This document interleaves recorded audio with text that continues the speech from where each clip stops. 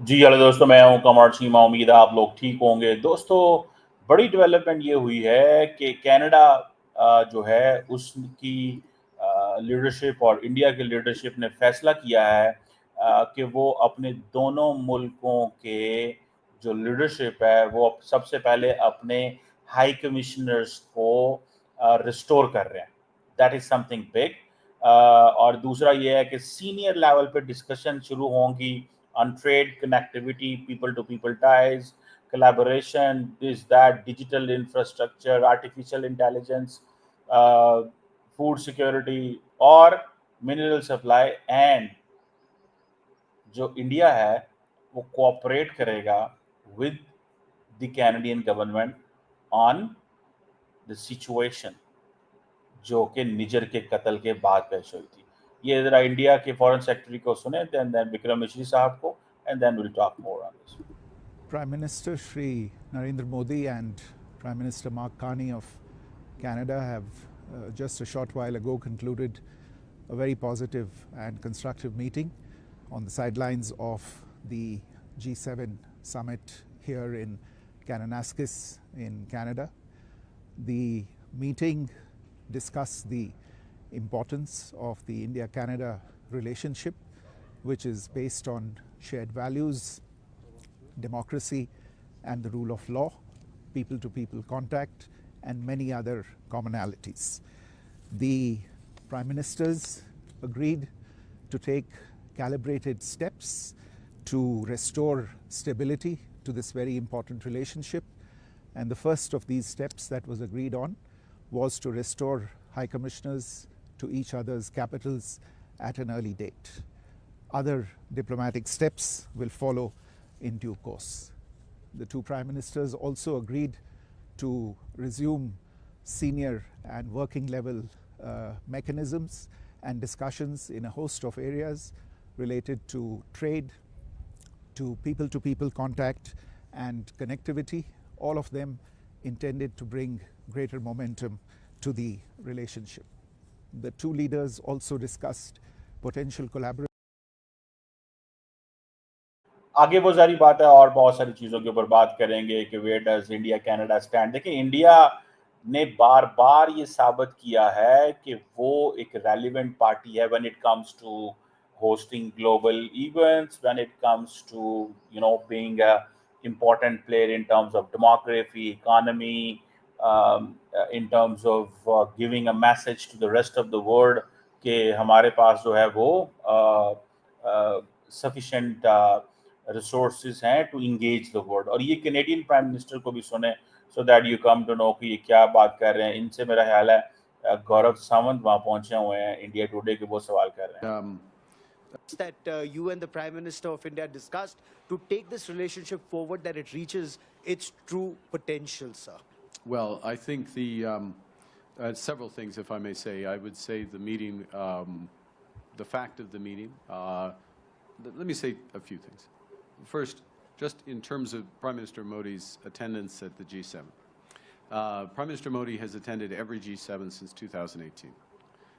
That is a reflection of the size of the Indian economy, the dynamism of the Indian economy, Indian technology, the leadership position India plays in a host of venues from G20 and beyond.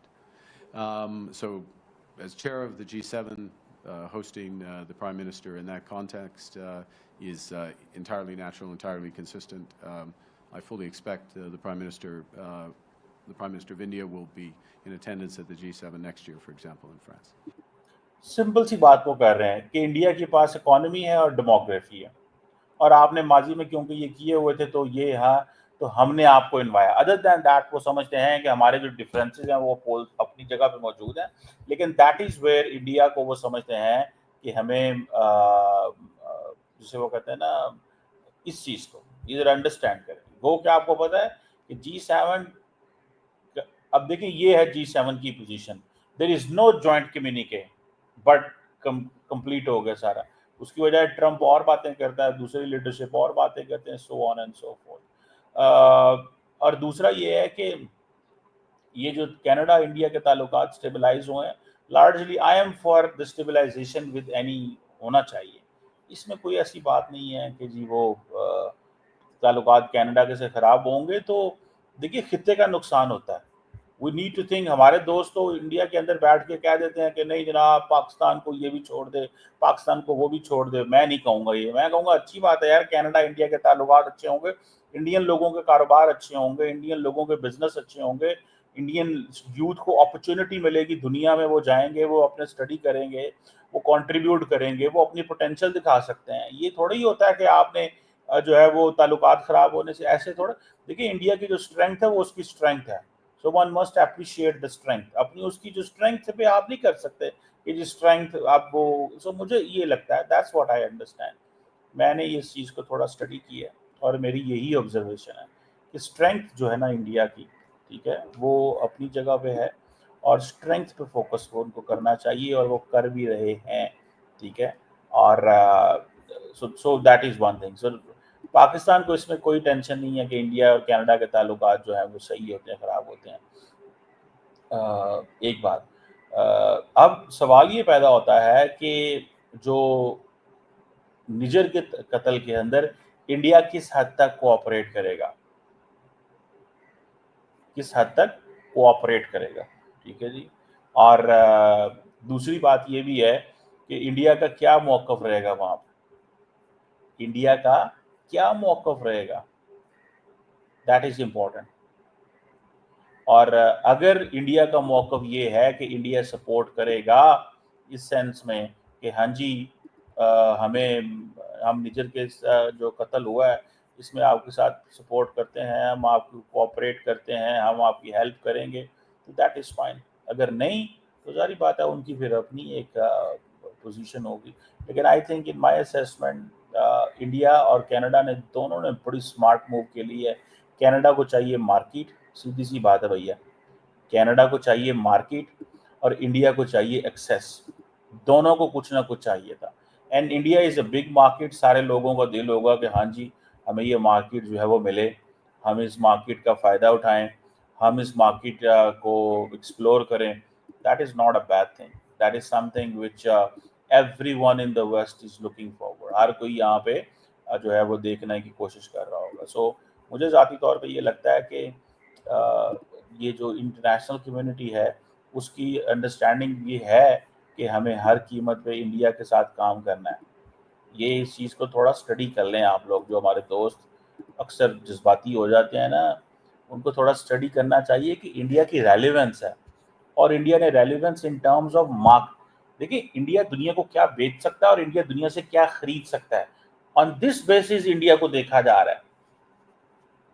India की जो consumption है 1.4 billion, बार बार जिधर मोदी साहब जाते हैं कहते हैं जी मुझे ये अवार्ड मिला है, ये 1.4 बिलियन इंडियंस का अवार्ड है, ये कह रहे हैं ना, 1.4 बिलियन इंडियंस का ये अवार्ड है।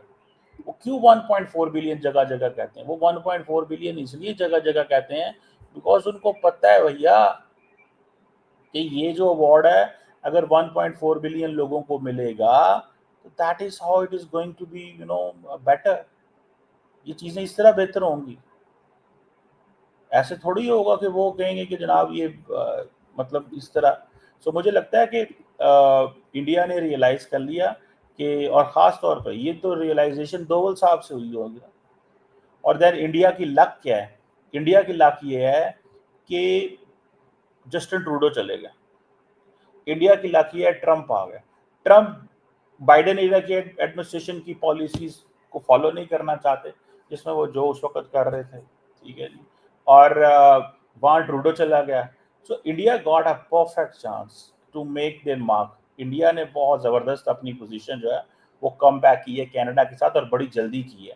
और उसकी वजह एक ये भी है कि कनाडा इस चीज़ को समझता है कि यार इतनी बड़ी इकोनॉमी हम इग्नोर नहीं कर सकते, इसको अमेरिका भी बुलाता है, बाकी भी सारे G7 बुलाते हैं, फ्रांस भी बुलाता है, इंग्लैंड भी बुलाता है, फ्री ट्रेड एग्रीमेंट सारे इससे कर रहे हैं, मैं क्यों नुकसान कहूँ। सो वो कहते हैं। और देन दूसरा मैंने आपको कहा था कि ये जो 12-14 लाख अगर वहाँ पे इंडियन वोट मौजूद है तो दैट डजंट मीन कि वो कहेंगे कि जी आप होस्टेज बन जाएं उस डियास्पोरा के या उसके। So they are taking this in that sense कि हमें होस्टेज नहीं बनना, वरना जैसे। और दूसरी बात, अगर जगमीत सिंह को वोट अच्छा मिल जाता तो that would have been important, but उसको भी नहीं वोट मिला। So I think Mark Carney जो है ना उसको समझ आ गई है, उसने कहा भैया निकलो इस गेम से बाहर, कोई ज़रूरत नहीं है नरेंद्र मोदी से लड़ाई करने की, कोई ज़रूरत नहीं है इंडिया से लड़ाई करने की।